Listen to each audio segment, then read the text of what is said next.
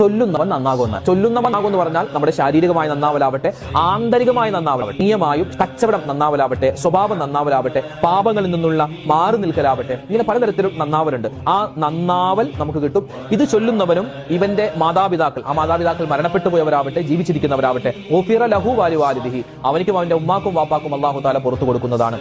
ഒരു തവണ ചൊല്ലിയാൽ 1000 പ്രഭാതങ്ങളിൽ 70 മലക്കുകൾ വീതം അവനിക്ക് വേണ്ടി ദുആ ചെയ്യുമെന്ന് നബി സ്വലാത്ത് പറഞ്ഞാൽ ഫഖദ് ഫതഹ അലാ അള്ളാഹുവിന്റെ 70 കാരുണ്യത്തിന്റെ കവാടങ്ങൾ ഇവനിക്ക് വേണ്ടി തുറക്കപ്പെടുമെന്നും ജനങ്ങളുടെ ഹൃദയത്തിലേക്ക് ഇവനിക്ക് വലിയ സ്വാധീനമുണ്ടാകും.